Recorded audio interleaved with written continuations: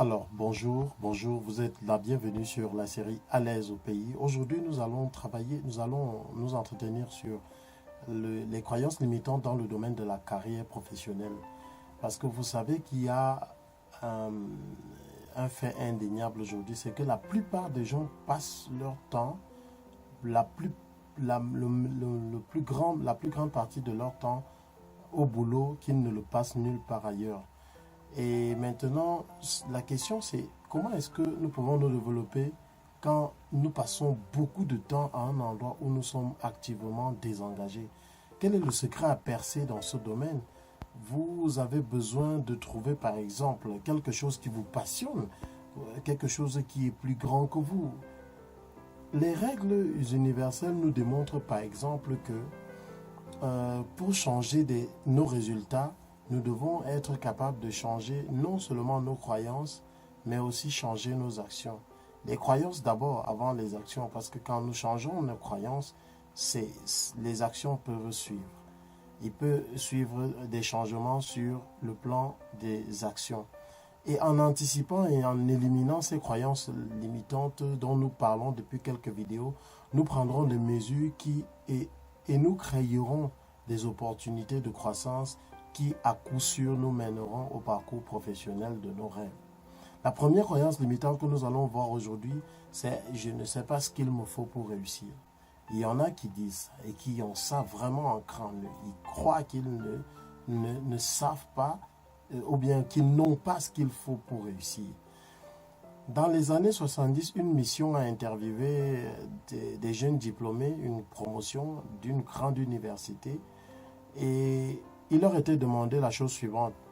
Avez-vous fixé des objectifs clairs pour votre avenir et fait des plans pour les atteindre? On s'est rendu compte que seulement 3% avaient fixé des objectifs et avaient fait des plans pour atteindre leurs objectifs. 10 ans plus tard, le même groupe des diplômés qui étaient déjà des actifs, actifs dans la vie, qui étaient déjà engagés dans la vie active et dans beaucoup de domaines, le même groupe a donc été interviewé et on s'est rendu compte encore que les mêmes 3% qui avaient des objectifs écrits gagnaient en moyenne, tenez-vous tranquille, ils gagnaient en moyenne 10 fois plus que tous les 97 autres pourcents de la classe combinée. Pour réussir, vous devez d'abord vous engager à faire un changement profond et définir les objectifs est la première étape dans la transformation de l'invisible au visible. En ce moment même, si vous ne l'avez pas encore fait, si vous n'avez pas encore fixé ces objectifs, si vous n'avez pas encore entamé cette démarche de changement, prenez un moment pour tracer vos objectifs. Prenez un moment pour y penser. Prenez un moment pour vous poser certaines questions au sujet de vous-même et au sujet de ce que vous voulez de cette vie. Et maintenant, assurez-vous que les résultats vers lesquels vous convergez, vos buts, sont spécifiques, mesurables et réalisables surtout.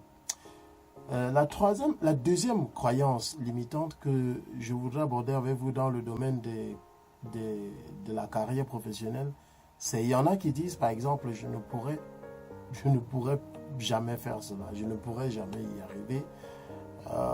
Les autres n'y sont pas parvenus, c'est pas moi qui vais y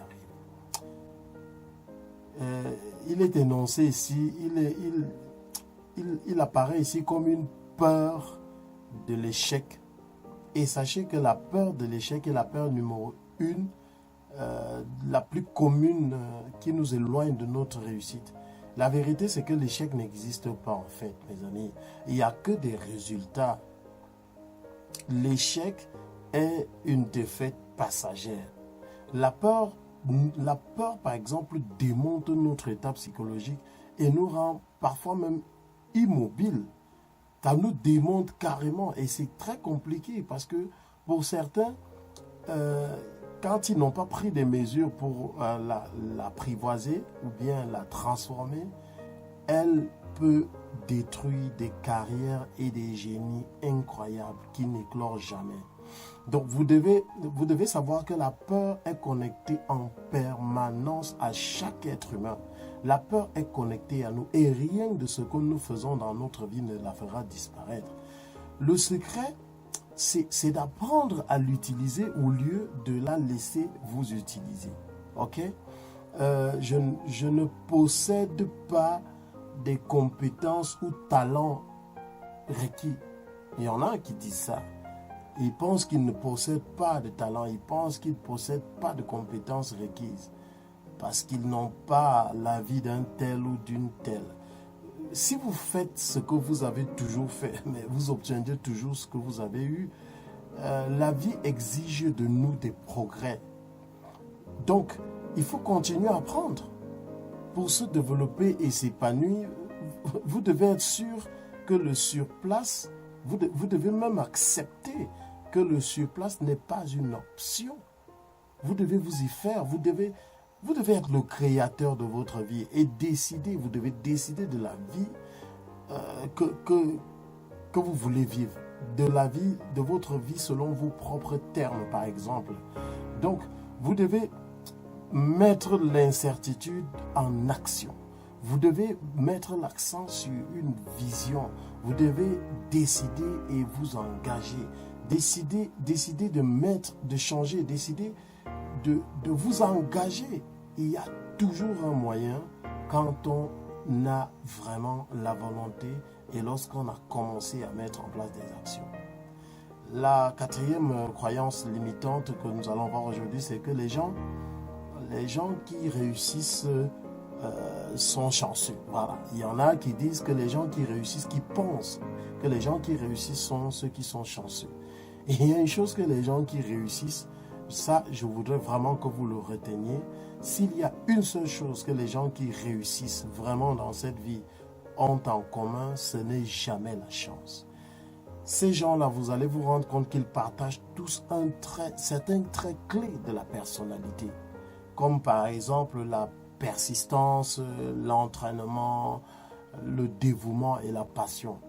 Quand les choses ne fonctionnent pas, sachez que la victoire est souvent à un tout petit pas, comme ça, plus loin. Et qu'il faut, c'est un peu de changement. Et ce qu'il faut parfois, c'est un peu de changement dans votre stratégie pour l'élan et un peu de changement dans le résultat que vous cherchez. Il faut juste modifier votre stratégie, tout simplement, pour y arriver.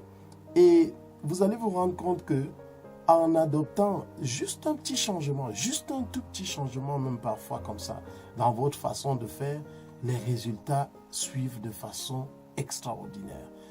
Alors, rappelez-vous, si vous vous focalisez, si vous restez vraiment focus, comme le disent les anglo-saxons, l'énergie ne manquera jamais. Parce que celui qui est passionné, non seulement il ne va pas passer le temps, mais il ne s'épuise pas. Ok? Alors, c'est la série À l'aise au pays. Je suis vraiment en gratitude pour vous, pour tous les retours qui me permettent d'avancer au quotidien, qui me permettent d'être encore plus mieux outillé pour vous. Et n'oubliez pas, c'est votre série, c'est le déménagement mental de l'Afrique qui s'annonce. Et bien sûr, le meilleur est à venir. À l'aise au pays et à bientôt.